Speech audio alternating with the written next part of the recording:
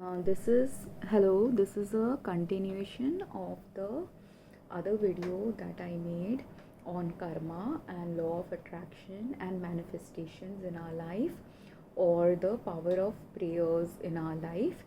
Because many of us, when we want to gain or achieve something, or maybe we have a disease and we want to get cured of a disease, or we have some kind of a disability and we want that disability to be healed, all of these things, when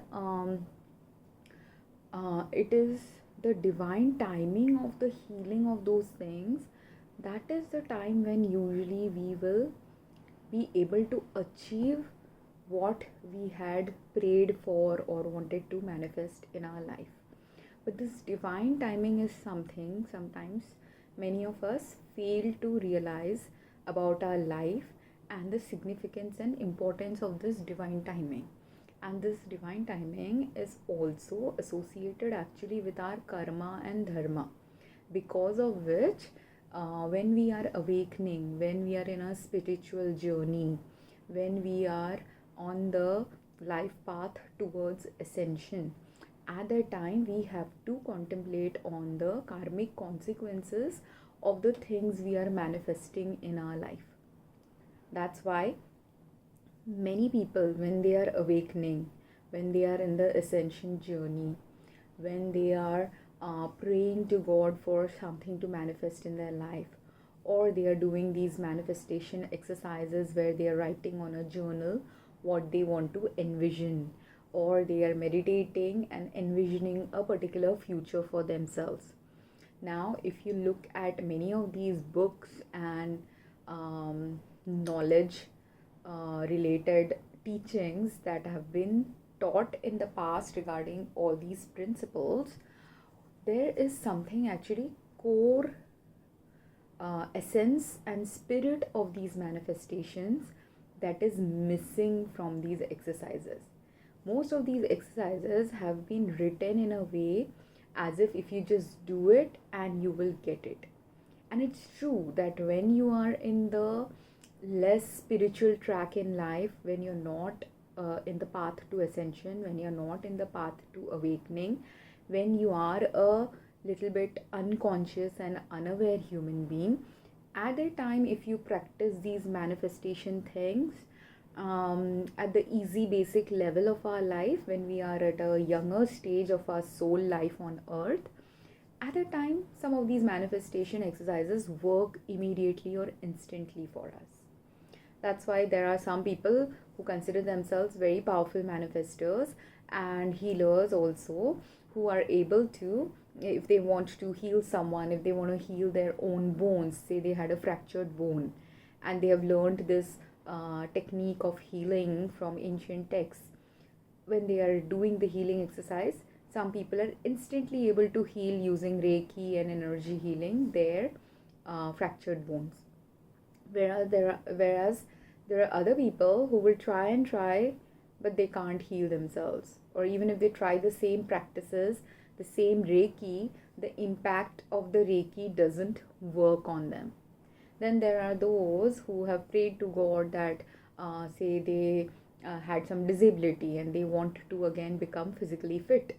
So they have been praying to the God, and God has also, they have that strong connection to God. So God has also promised them intuitively or via whatever messaging system they get when they are communicating with God. In that messaging system, they have found that they will be healed in the future.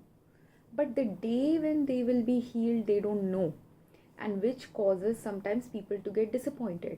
There are other people who do not have this direct connection to God, but there are millions of humans who go to churches, temples, gurudwaras for seeking blessings from God in order that they have a good balanced life, right? So most of us are striving towards having this normal average kind of a life, or if we had an average life, many people want above average life and want to keep achieving more and more and more.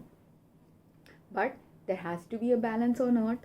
So is it possible really, on realistically speaking, to be on a earth where if 50% of the population is constantly just praying and manifesting and striving for, I want this,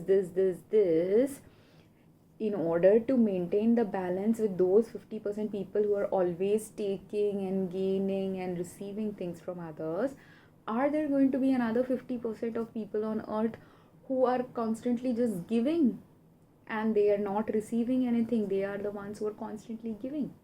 So that ends up creating the imbalance. And this is how during Moses' time, when there was the plagues that happened in Egypt, these plagues that happened were actually trying to show that there also people were praying a lot to different gods, the different Egyptian gods.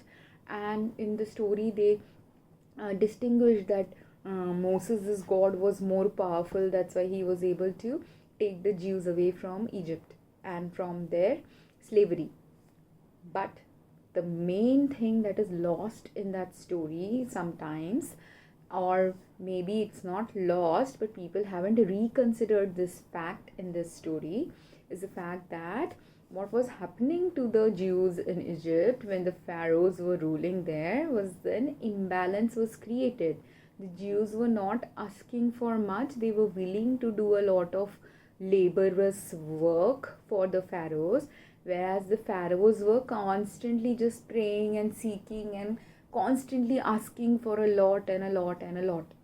So when that a lot of things that the pharaohs were manifesting and trying to gain and trying to achieve in their life had reached its peak limit, there was a time limit, there was a divine timing limit, there was a limit of oppression and slavery that they were going to be allowed in order for the pharaohs to change. When all those limitations that were set by divine timing to happen to them had already reached its limit, that is when these plagues were given to the people of Egypt, because they were not waking up to the imbalance that had been created in their lives.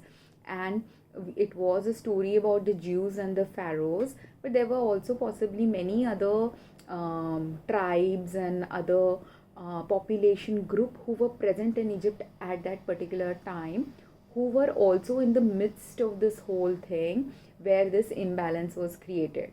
And some were like the Jews, feeling oppressed and constantly giving, whereas some were like the pharaohs who were constantly receiving. And these people didn't have to be the slaves and the king. These people could be even the normal, ordinary people of Egypt who are not related to the pharaohs, who are not related to the Jews, or who may be a mixed breed of pharaohs and Jews.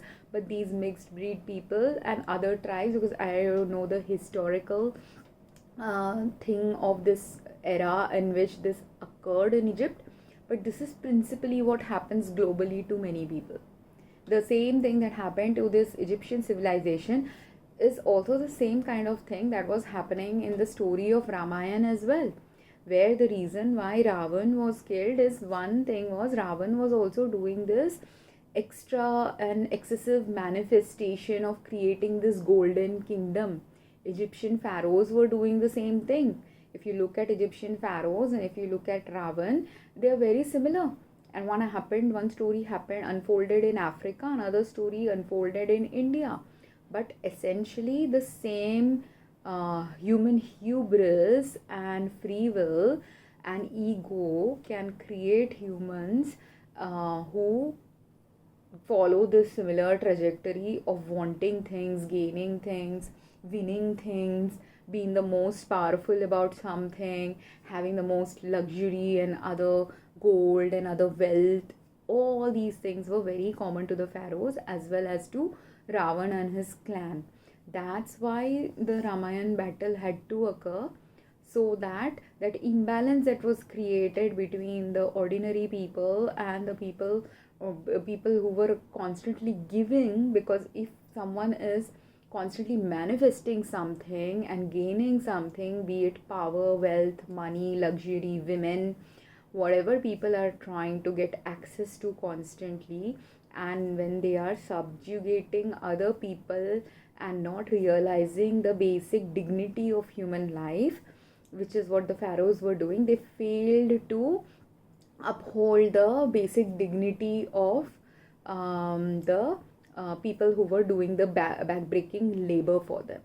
Whereas in Ravan's case, his clan was failing to respect women. That's why, and there were other things also happening. It's not just they were failing to respect women, Ravan's sister was failing to respect men.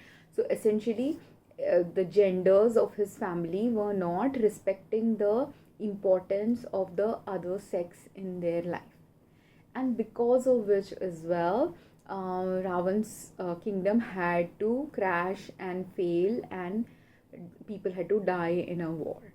Because again, the divine timing of the limit that was given to these population of Ravan's family and clan and society, if they didn't wake up to what was wrong in their way of living, this is the inevitable end. In one case, war happened.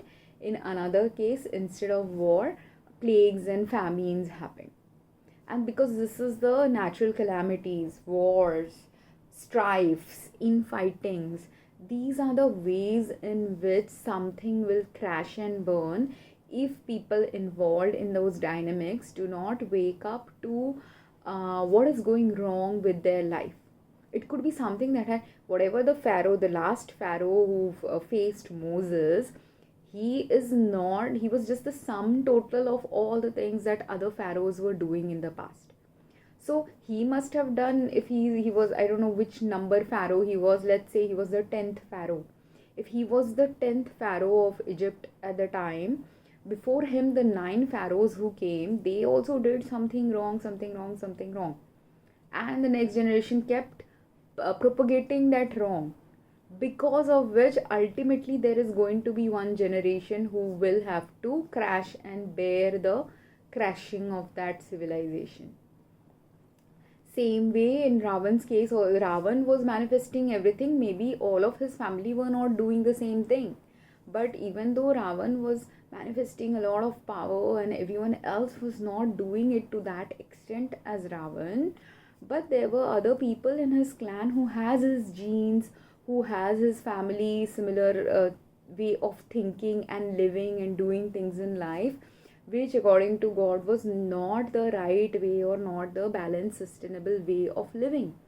And because there was many things wrong in the way Ravan was leading his life, or his clan were leading their life, that thing had to crash, that which was not sustainable for the future of the people of that region. Hence the war happened. And again, are the things that were going wrong in Ravan's life also not going wrong in the people Ram met and formed forces to do this war? There also, in Ram's side of the war also, there were people who had to die, who also had some toxic mindsets, toxic belief system, or unhealthy ways of looking at life. So some of the people who died in this war might have been innocents from both sides, but some of the people who died in the war were also dying according to the divine timing of their death, because they were unable to learn the spiritual lesson of the lifetime in which they were existing on earth. The spiritual lesson, the material lesson, the operational lesson of how a human being's karma and dharma should be when they are leading life on earth. And they could have been doing everything that they were taught by their parents to do. But even if you are doing everything that you have been taught by your parents to do, every soul, when they come and are born on earth, we don't remember this when we are a 10-year-old kid or a 20-year-old kid also. But in our 30s, 40s, 50s, 60s, those are the time points in our life when we have to wake up slowly to what was the purpose of our being born on a earth in a certain family, or what is the purpose of us interacting with certain set of people in our lives, and is our purpose exactly to be the same as what our ancestors were, or are we meant to shift and evolve and change a little bit from the way our ancestors were, and shift and change the things that are not working anymore? For example, this is how change happens, because this is how the karma and dharma unfolded for some of the people in the past who have changed things in history. Like when we look at the movements that created education for women, equal rights for women, giving women equal rights in their workplace, if there was indeed a balance in the way things were going on between the lives of men and women, would those changes have occurred for women? No. That's why there's always someone who has to speak up against what is not working. There has to be a lot of people who have to wake up to what has been normalized but isn't fair or isn't the right thing for Earth's future.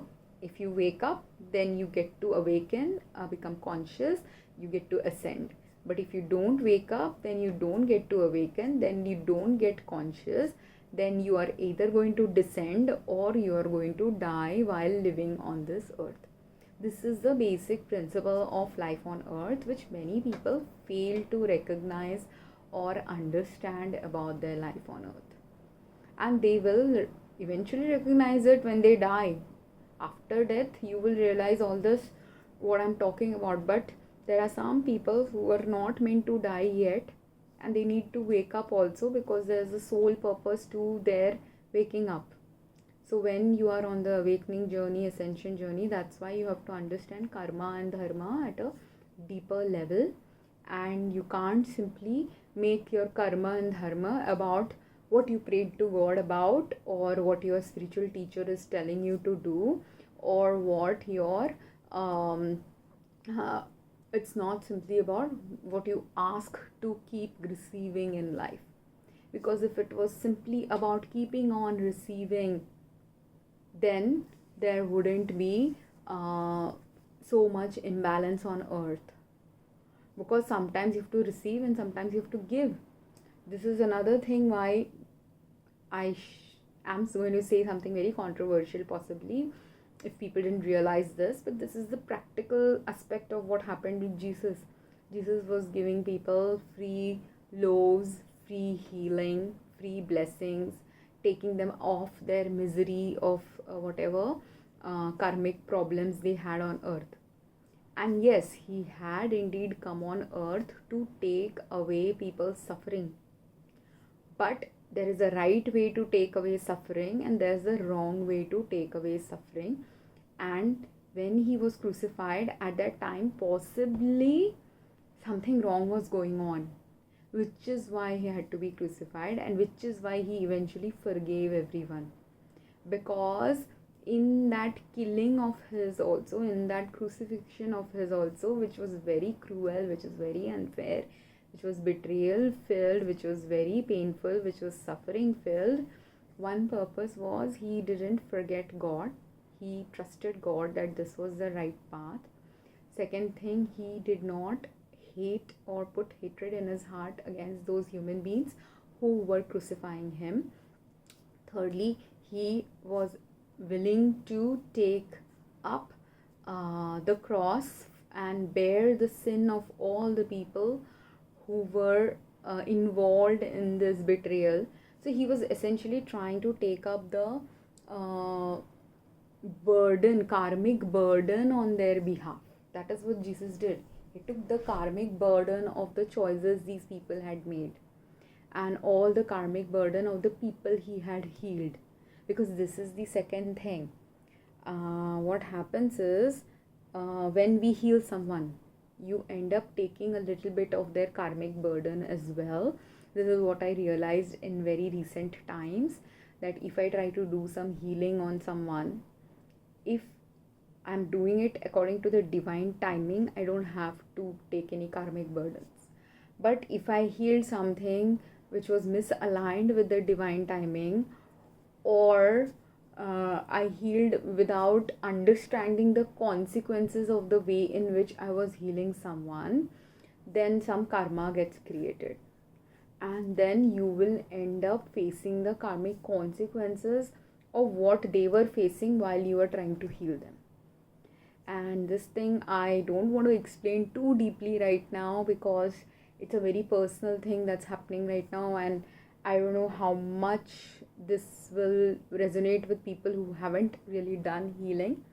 But with healing, there is a principle where you have to be careful about who you heal, why you heal, which those people who came initially on earth to heal others, them being naive to the concept of healing, they would have healed at that time everyone. But the people who are the next generation have to learn also how to heal everyone, but also understand the next level of evolution of healing. And that's why these new concepts about healing have to be introduced now, where you have to be careful about who you heal. Because suppose, say, someone was supposed to die in 2020 and you healed them, now they can't die. So if they don't die, then they can't go and do their next life's journey in 2020 after they die. Jesus, and as I told in the previous video, why did God not prevent Jesus from dying? If God can cause death, God can also cause people to live. Jesus himself caused some people who had died to arise from the dead. He had been given that power to cause people who were dead to become alive again. Same way, that's what happened to Jesus also. He got resurrected. Even though he was killed and he died, he was resurrected and born again. But even before he could die, or even before any of these people could die, sometimes God can also intervene before your death. But God doesn't intervene in some people's cases because there's a higher purpose. If there is a higher purpose, then God will not intervene, and other people also will be stopped from intervening sometimes. And this is why, and because the right intervention has to happen. With Jesus, when the right intervention happened, he ascended, and then the rest of his ascension related story unfolded. With with people who got healed, there were a few people who, there was one of this person who was healed on a Sabbath, and at that time Jesus healed this person on a Sabbath day, and he warned that person also that he should stop doing his sins. But the person who had been disabled because of his sins, when he got healed, he again went back to his sins. So Jesus, taking his karma on behalf of him and healing him, lost its purpose, because he went back to doing what he was doing before he got disabled. So he didn't learn his karmic lesson, he didn't learn his dharma from the suffering and karma that he had done in his life. Because when you are disabled, you are destabilized for a while. At a time, while your physical body may not be healthy, you mentally, your mind could still be having the thinking capacity. And at a time when your mind has the thinking ability left and your body is only disabled, you can do many things with your life. You can reflect about your past, you can reflect about your present life, you can reflect about, meditate and go deeply into your past or future lives. You can connect and commune with God, you can connect and commune with other little less mobile planetary creatures. Like you can commune with the trees around you, you can commune with you can do many things.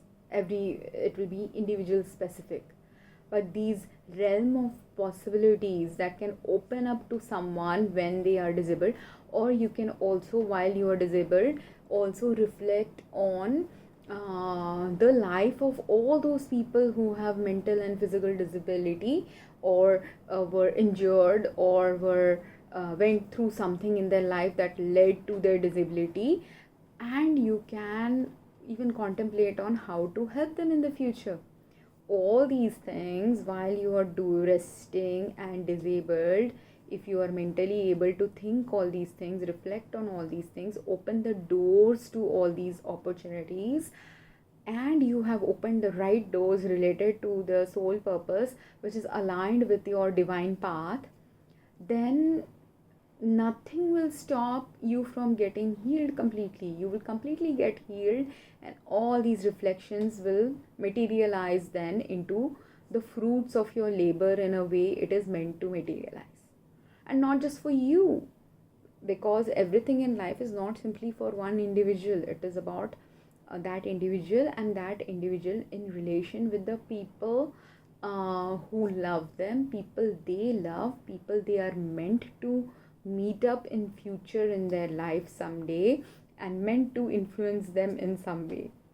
And those people can't get to this person, and this person's karma related to those people will not open up if this person stays stuck in just focusing on their healing and wanting to go back to their past life without realizing that there's a reason that past life's door was shut and they were disabled, or they had an injury that caused them to be immobile for a few months or a few years, because during that time they were meant to rest and do some contemplation about the next stages of their life in relation to others like them or others they are yet to meet.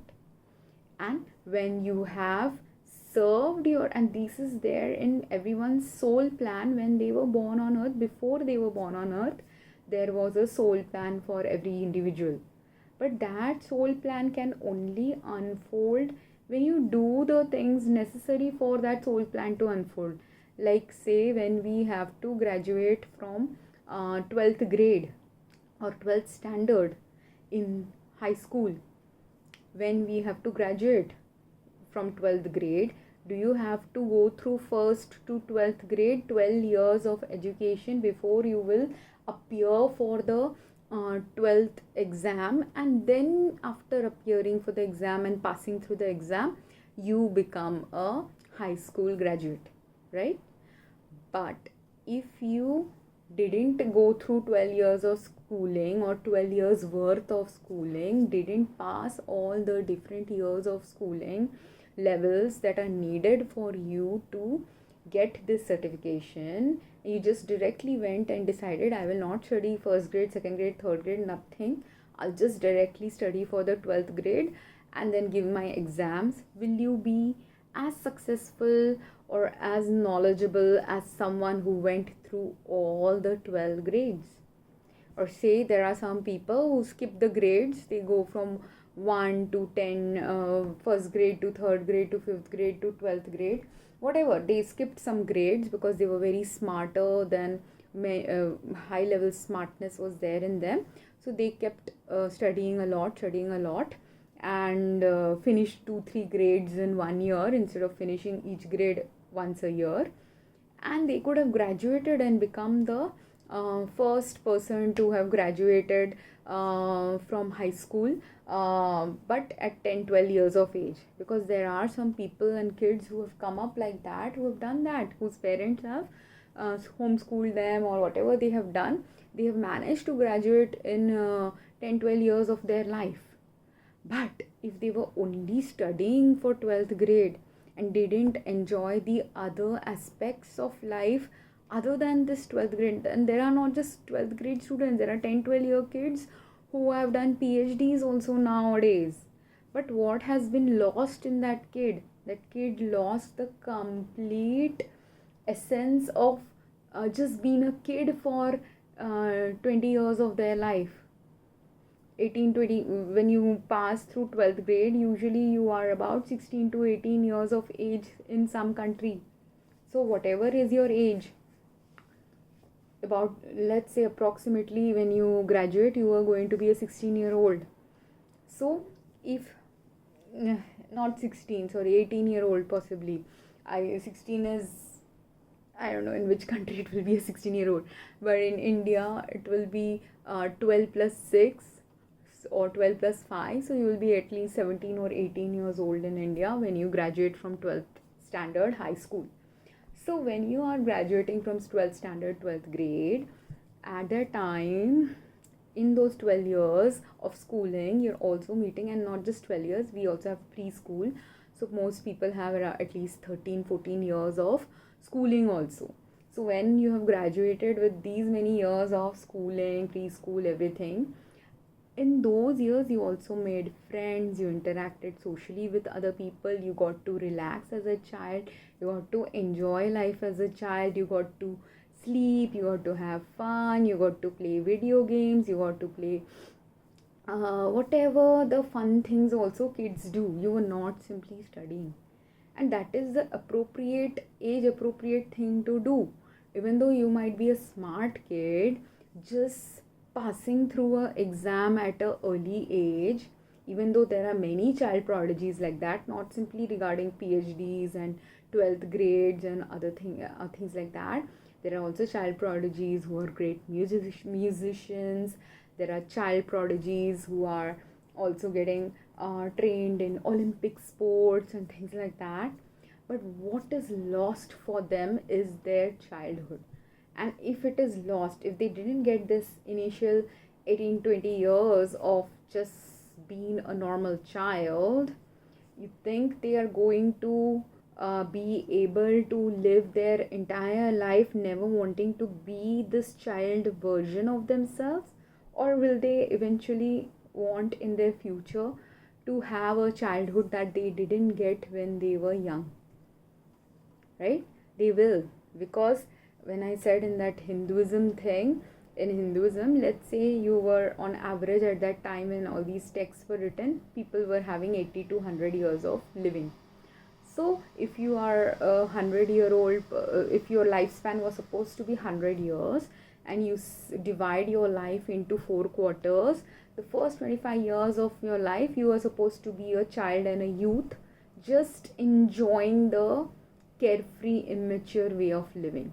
Then from 25 to 50 years you're supposed to be a family man who is enjoying how to be a spouse and a father, and also doing some meaningful work on earth, a profession, right?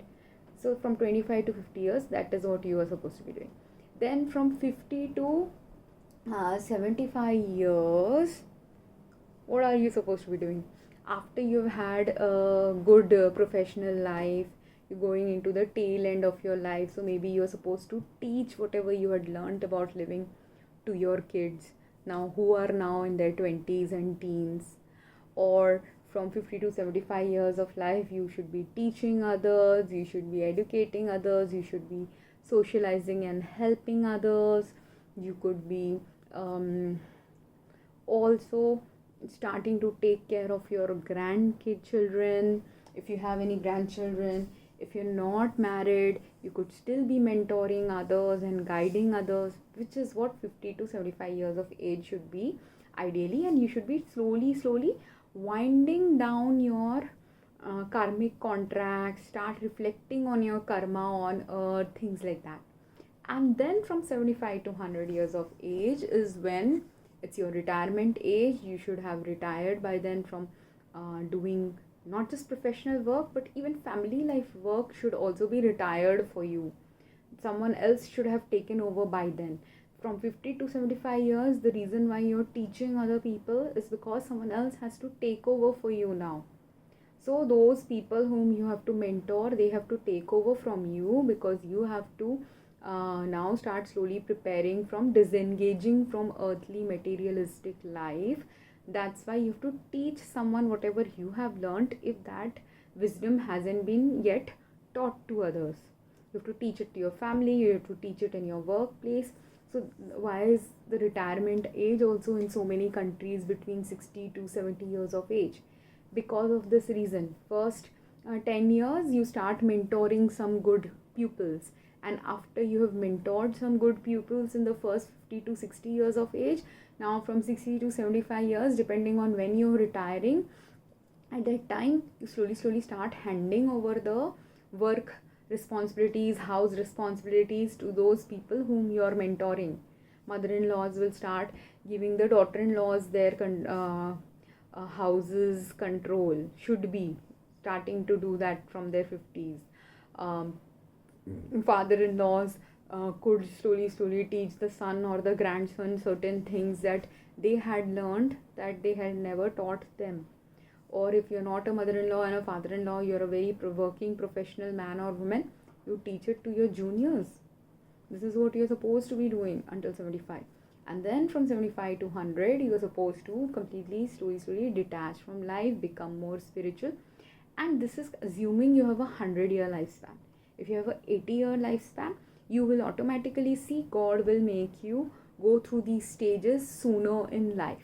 For most of them, there are people who die early. There are people who die in their 30s, 40s, 50s, and they do die by not following these principles. Sometimes they also do die because they failed to learn. Also, say someone died in 30, they could have failed to learn their lessons, or their purpose was only that they were going to experience life on earth in the youth stages. In that lifetime, they were not meant to experience life in the elderly stages.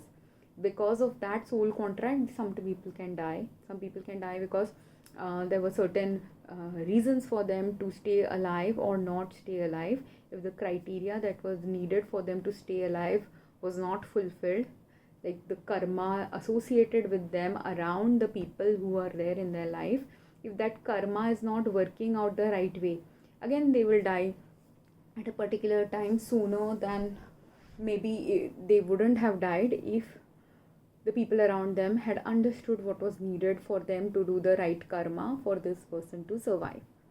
So that's why some people die early.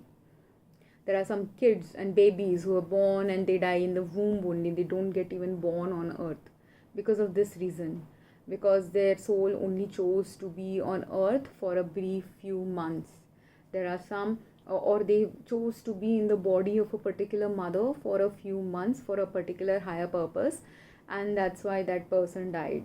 And that purpose, if that mother realizes that purpose, then the baby's reason for death also is served.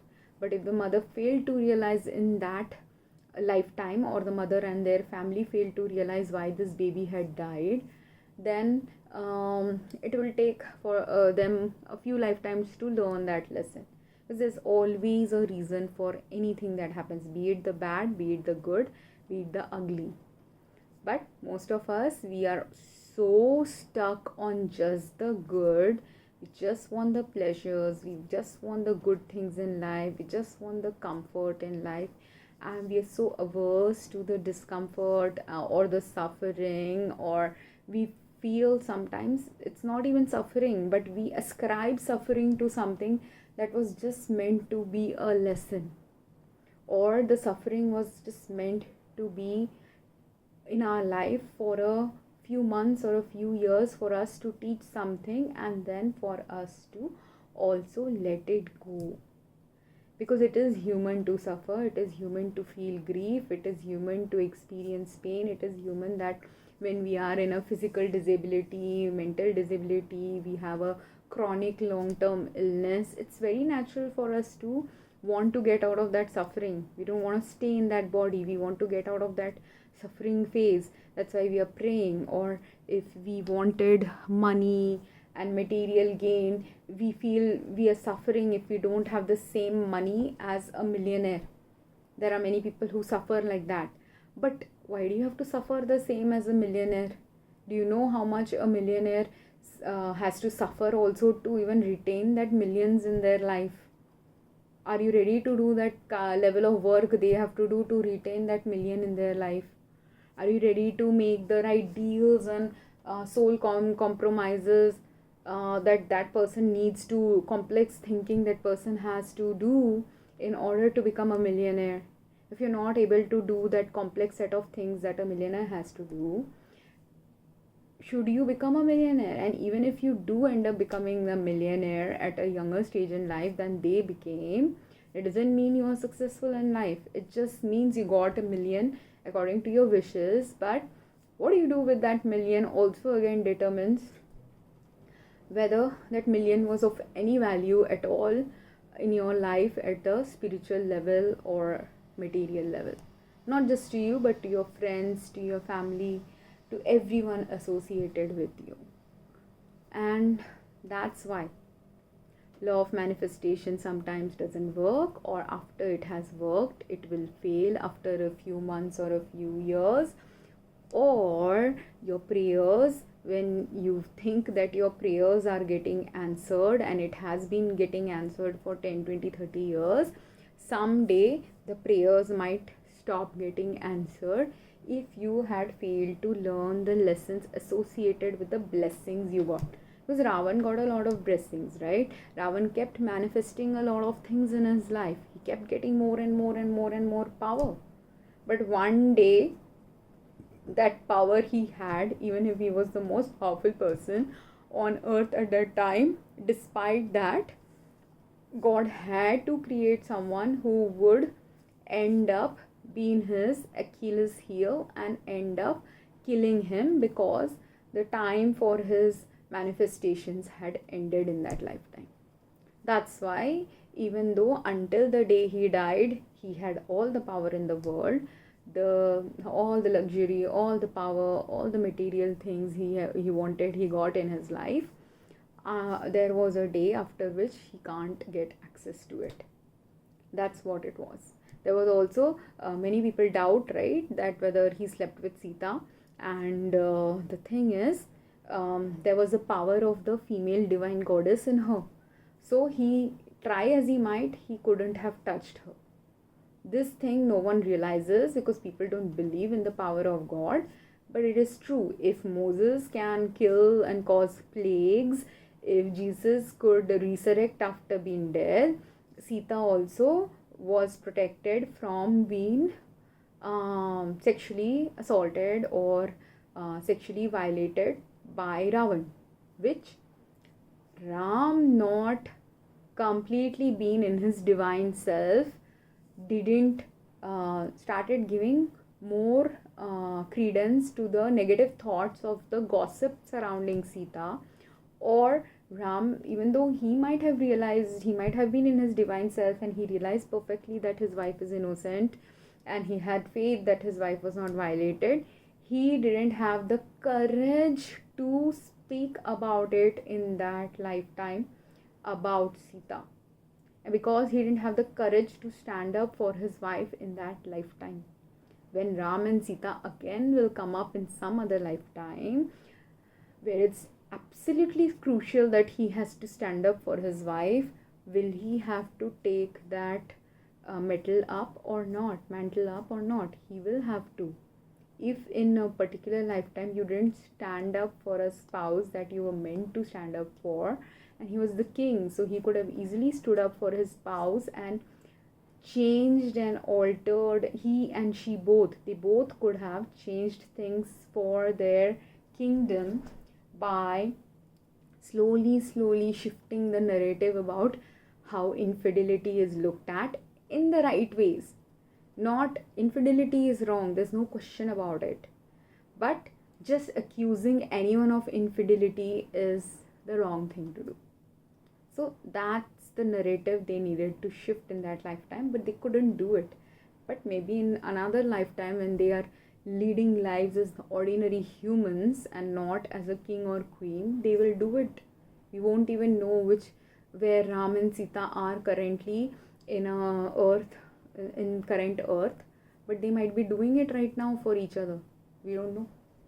So this is how karma works. In that life, what karma he couldn't finish, they couldn't finish together, that karma they had to, now if they are divine counterparts of each other, they have to eventually in a different lifetime finish that karma together, that which they couldn't do in that lifetime because of whatever limitations they had.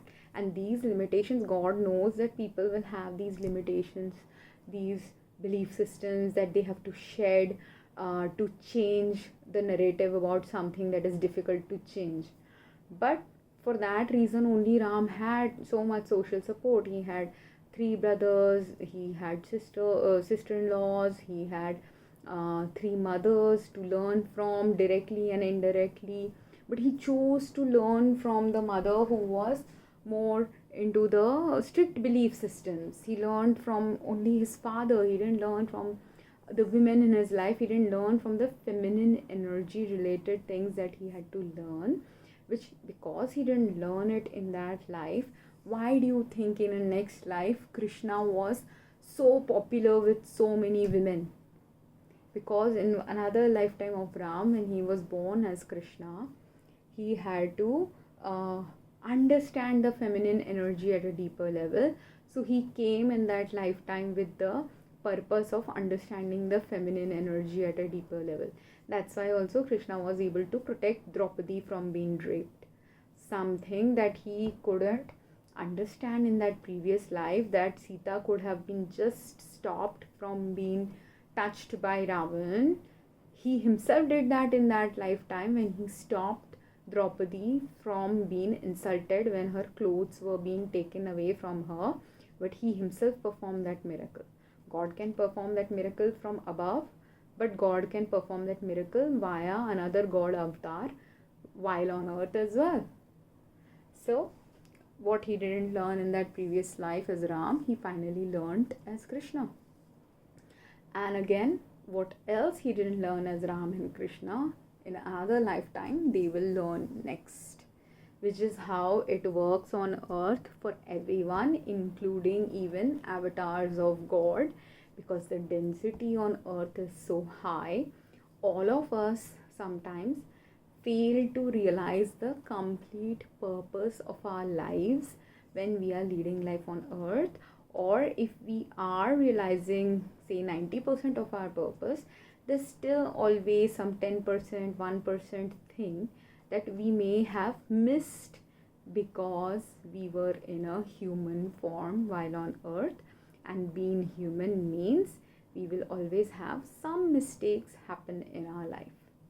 The mistakes that other people who are not making that mistake or who don't want to repeat that mistake have to learn from them. So while we are learning the good of these role models, of these gods, of these messiahs, of these messengers of God, we have to also see them with a neutral perspective and understand that if we understand something that at a time in which they were existing on earth people didn't understand, the reason why we are understanding it now a little bit better is because why am I understanding all these things a little bit better? Because I am the woman at the other end of some of these social issues where people have questioned my fidelity, people question certain things that I talk about. So whatever things that I understand about these people, I'm able to understand because I'm going through those similar life challenges or something that is making me realize what they might have realized in the past after they died or in a next lifetime or something like that, which other people also need to realize. That's why I'm making this video.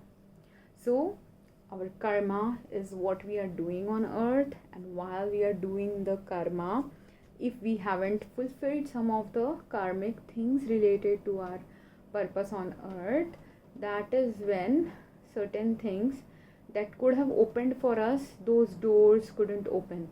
Because say if Ram and Sita had aligned themselves and jointly managed to subdue this gossip about her in the right ways that they should, not in a power grabbing, power hungry king queen ways, but in a balanced way of educating the population to change their mindsets. If they had been able to do that, they would never have been separated in their life. They would have continued living in the palace, right? But the separation had to happen because they were not ready to jointly do that work. Same way, there were certain things Radha and Krishna were not jointly able to do in their life together, because of which they were again separated. There also there were some class system barriers they could have broken and other things they could have done to merge lives together again. But again in that lifetime they couldn't do it because of whatever outside and inside reasons. There's always usually when something doesn't fail to materialize or manifest in our life, there's some internal thought process, energy related reasons that will fail to make it manifest, as well as external circumstances beyond our control, beyond our power to change. So I don't know, I'm looking at the internal things from Ram's and Krishna's perspectives, but what were the external things that were happening in their life at that time that one can learn when we read about their books, or when we start contemplating what are the external factors that were influencing them from making these shifts that they could have made in those lifetimes. And when they didn't make these, this reflection is still necessary for the soul of Ram and Krishna, for them, and Sita and Radha, for them in their next lifetime, before their next birth on earth. They have to sit and reflect on all this, so that that soul can in the next lifetime have a better plan of making these similar things manifest in a better way. I hope this makes sense. And this is a heavy video, and I know many people may not understand the material of it, but if you have any questions and if you want some clarity on what I'm introducing here, please drop a comment so that I can make a clearer video on this topic. And basically understand this, that when certain things didn't manifest in your life, there was always a divine purpose for it to not manifest. It could mean that it might manifest at a later date. It could mean that there are certain things you have to learn first before it can manifest. It could mean that if you are manifesting something that is related to you and other people in your life, both of them and many people have to be ready to be able to manifest that reality. So because of which sometimes certain manifestations and prayers and things that we aspire towards may or may not happen in our life on the time, or according to what we think they should happen. Like if I had manifested that marriage in my 20s, there was some reason that it didn't manifest. If I had manifested, and though I manifested a marriage in my 30s, it again didn't work out because I was completely misaligned with my life plan. So things that work out, don't work out, manifest and then fall apart, all these are part of our soul purpose related, karma related reasons. That's why people should, even though you are grieving when something doesn't manifest, even though you might be sad and disappointed if something doesn't manifest, if you can learn why it didn't manifest or reflect what is needed for it to manifest, then it is easier once you've done the inner work, once you've cleared your energy, once you've cleared your karmas, once you've worked on your karmas, understood your life purpose. When all these things are slowly manifesting in your life, you will start recognizing what should manifest, what shouldn't manifest, what if it didn't manifest, why it didn't manifest. I hope that makes sense. And if you have any questions, please drop me a comment. Thank you.